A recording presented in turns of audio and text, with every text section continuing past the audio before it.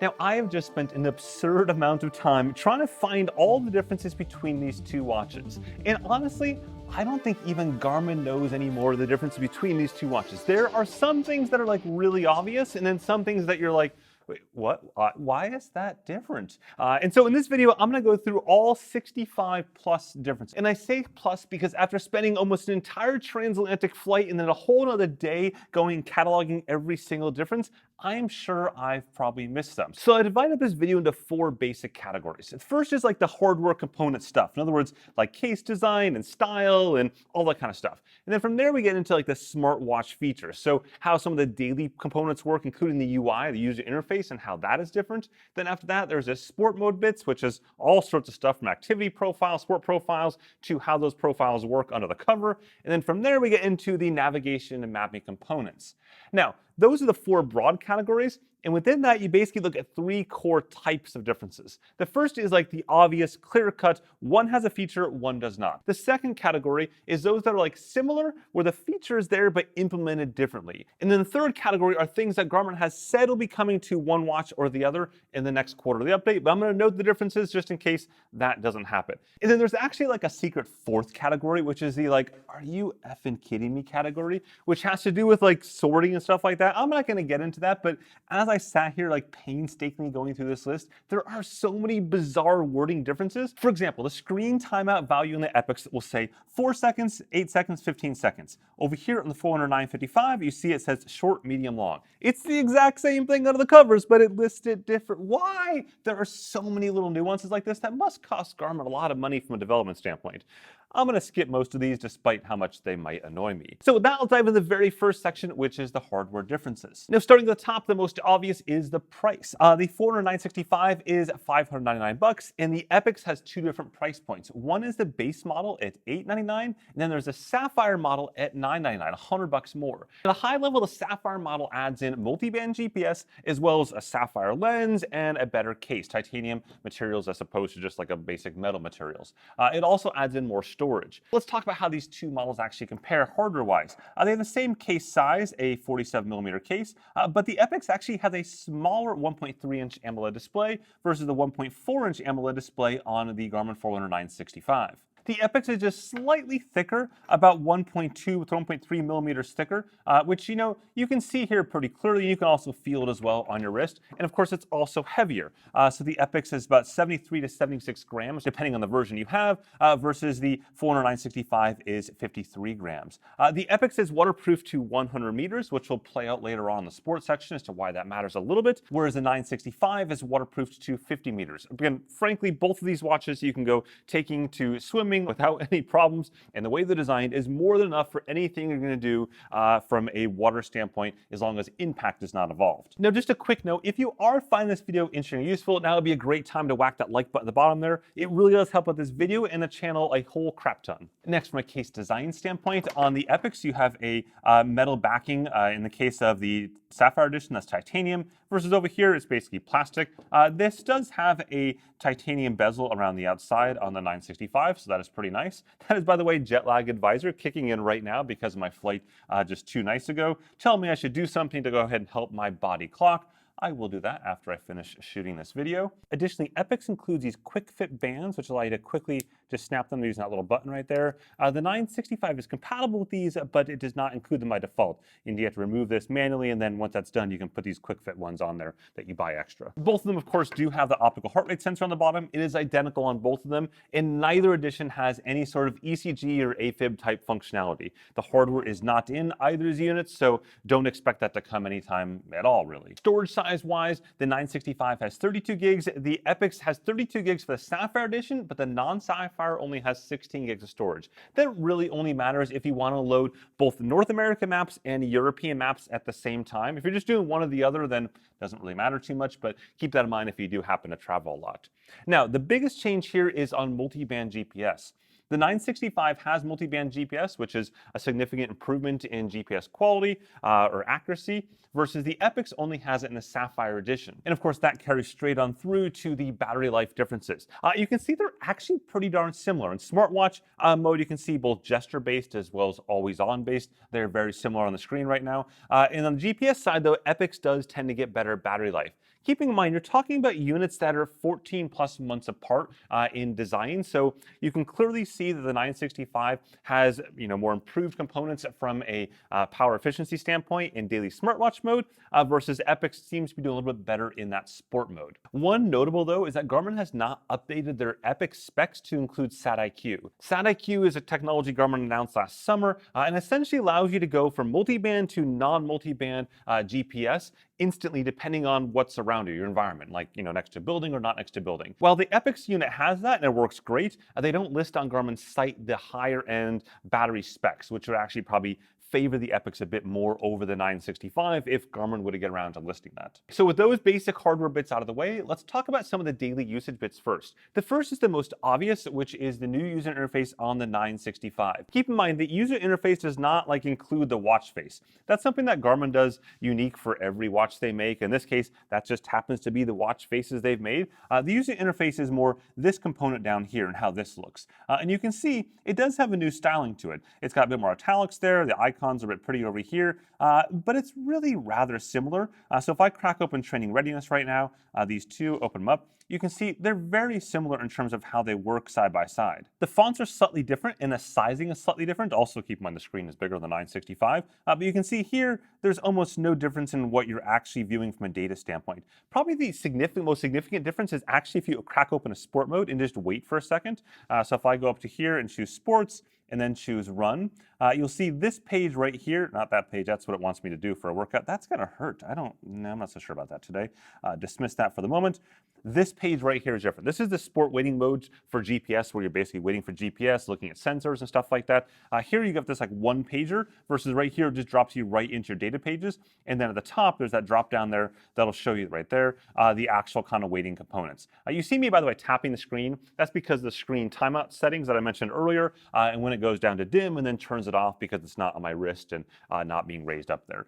But as you can see here, this is probably the most significant difference. Everything else is just a slight font change here and there. There's no functional feature differences that I've noticed between the two of them in that user interface. Now, one difference in features that is on Epix here in this general section is that jet lag advisor. So if I crack on down here to the very, very, very, very bottom, you'll see jet lag advisor. I can move this higher. And it shows right now that it feels like 11:06 a.m. It is currently 1:06 p.m. as you can see. I can crack that open and I can see I still feel like I'm 2 hours prior because my trip from the US East Coast 2 nights ago, or yesterday I landed, so whatever that may be. I can crack down here. This is what it's telling me I should do right now. So, seek light or sleep or activity, and I can change these categories right there. This was launched on the Garmin Mark last fall and then added to the Fenix 7 and Epix series. And at the time, Garmin did say it was going to come to the Forerunner and Venue series at some point. Hasn't quite happened today. It's a really cool feature. As someone who has traveled literally millions of miles on airplanes, way too much time, this is actually surprisingly well executed. It pretty much follows exactly what I do myself. So kudos to them on that, but it's not on the 965, or at least not today anyway. One of two minor differences here is how you access the flashlight. So neither of those units have physical flashlights on the front like the Fenix 7X does, but it does have the ability to use the display as a flashlight. Given it's an AMOLED display, it's actually quite bright in that case. So in the case of the Fenix 7 Epix series, you can just double tap this upper right hand button and boom, into flashlight mode. And I can go ahead and change the brightness levels here like that, and I can also go into red light mode, which here in a studio you probably don't notice this, but in a dark room this is more than enough light to light up things. In the case of the 965 though, you can't double tap this to do anything, nothing happens, and you can't even customize that to do anything. Instead you have to customize other buttons. So in my case, I customize the bottom right button to be my flashlight. Same sort of thing, but it's just why are these different? These should be identical. And then since we're talking about dark things, both of these units have a sleep mode, which basically means that at certain times it automatically goes into sleep, or you can manually configure that to go into sleep, reduces the brightness levels down even further than normal, and it makes it so that you don't accidentally get into the menus or turn it on and kind of stuff like that. It's kind of cool. But the Epix also has this other additional option for touch during sleep that you can see right there. During sleep under touch, it says auto or off, versus the 965 doesn't have that at all. Practically speaking, that has made absolutely zero difference in my testing because it doesn't really, I don't ever touch the display and turn it on in my sleep. Even rubbing against sheets and stuff like that doesn't turn on the display. It's only electronic side of your finger. When you complete the circuit, it turns it on. So don't worry about that. But like again, why do these differences exist? It just makes no sense to me. In any case, all these watches have activity tracking and sleep tracking, HRV status. All the glances and widgets are basically the same unless otherwise noted. And they also have pulse ox or SpO2 sensing. So all that is the same. With that, let's dive into the sport mode differences, because this is where things get a little bit spicy. So first, on the upper portion of the screen here is all the sport modes that are on both watches. In the lower portion of the screen is all the additional sport modes that are on the Epix or Fenix 7 series.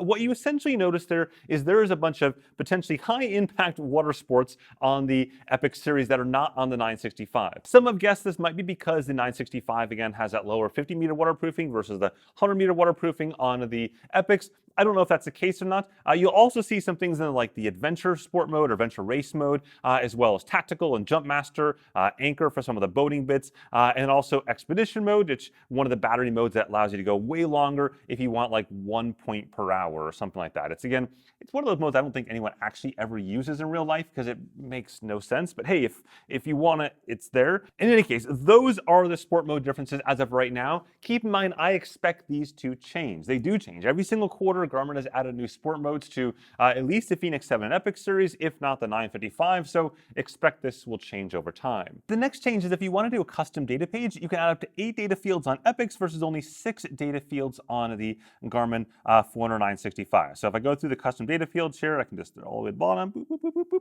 boop. There we go. You can see 6 over here and 8 over there. This is somewhat ironic given that the 965 has a bigger display than the Epix. And I don't really understand why these differences can exist, but that is a difference that exists at least for today. Hopefully at some point we'll see them reconcile that, because again, the display's bigger on the 965, so I should be able to put more crap on that screen if I want to. Beyond that, like the number of data pages you have and all that kind of stuff appears to be the same from everything that I can see there. It's just this particular thing is different there. When it comes to sensors, they all support essentially the same sensor list that you see on the screen right there, except that the Epix also supports the zero laser location sensors as well as the dog track sensors. Those are not on the Forerunner 965. Likewise, as I mentioned earlier, there is no SatIQ on the base models of the Epix because SatIQ requires multiband GPS, and that's not there. But otherwise, the Sapphire Edition and the 965 are the same, with SatIQ being an option on both. Now, there are 2 new features on the 965 that were introduced that are not yet on the Epix. There's the chronic training load and the load ratio. You can see the load ratio right there, as well as my chronic load right there. This is coming to Epix in the next quarterly update.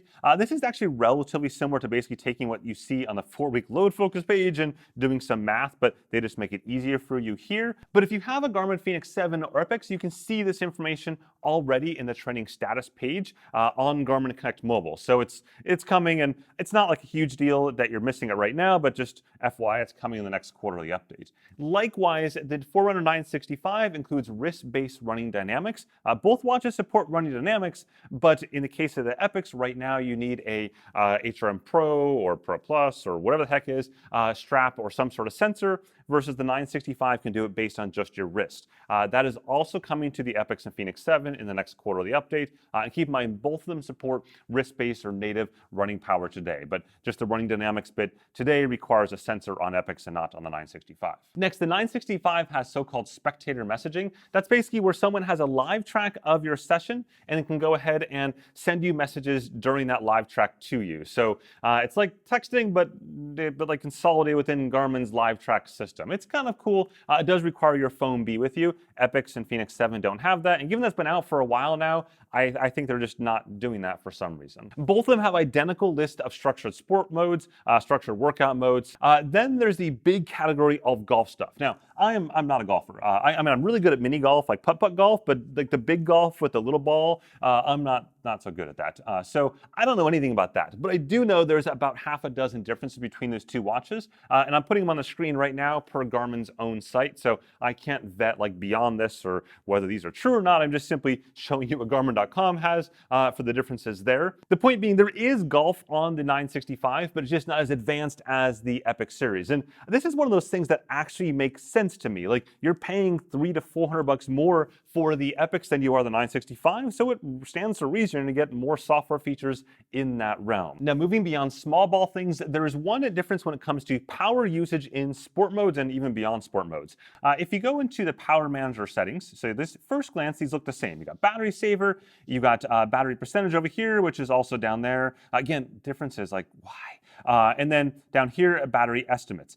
So those are all the same, except on Epix, you'll see you've got power modes. It's not on the 965. And what power modes allows you to do is to create these modes or use these stock ones, so extended, max battery, max accuracy, jacket mode, etc. And each of these you can customize really heavily. And so you can kind of create these profiles that'll save you more battery life if you need that for a very specific use case. So with that, let's get into the mapping and navigation bits here. Now, this is notable because when the Forerunner 955 came out last year, there was a lot of quirky little differences between these two watches that just should not have existed. I say the 955 and not the 965 because, again, the 965 wasn't out last year. But mapping-wise, you know, it had full maps on there, it was a touchscreen and all that kind of fun stuff, but lots of little quirks, like if you zoomed in on the map while navigating, the zoom would reset every time you changed the data page, which was super annoying out on the trail. Like, it would reset back to a wider view versus a smaller view.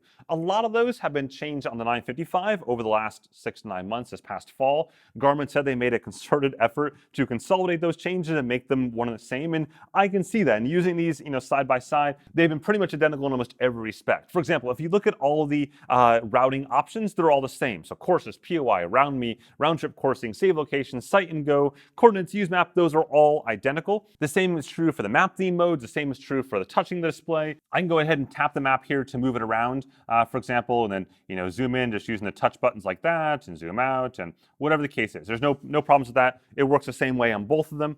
So that's all cool. Now, there is like 1.5 differences. The first one is somewhat notable in that Garmin has a new subscription service for maps called Outdoor Maps Plus. This is not the free top active maps that is included on all these units for all around the world. That's still there. These maps are what they used to call bird's eye imagery maps and a bunch of other categories that you pay for on a per device basis per year. It's been around for like a decade. It's not new at all. It's just Garmin's making it so you can actually get these maps on your wrist using Wi-Fi versus in the past you had to use a computer and load them, and you really wanted to throw your computer like into a trash compactor by the end of it. There was nothing in the Garmin ecosystem that frustrated me more than dealing with that complete dumpster fire of a situation. Now it's on your wrist. You just tap it here, Outdoor Maps, and you can add a map like this and go down, and it just shows up using Wi-Fi. It's super cool. It's here. It was just released on this like 3 weeks ago. So right now it's not in the 965. I could see over time maybe getting mad at there, or maybe they just leave it for something that costs $400 more. I don't know. Point is, it is there today. It is not on the 965. The other addition is something called Reference Point. So Reference Point is a feature you can add via an app here on the side, or you can go ahead and use it from the control wheel. So if I go up here to, let's see, Reference Point, it is somewhere in this list. There we go. Reference Point allows you to go ahead and use the compass, but also to select a point like this. So add a point. It's waiting for GPS, but I'm showing the screen what it looks like, and it saves that point and allows you to kind of refer back to it over time.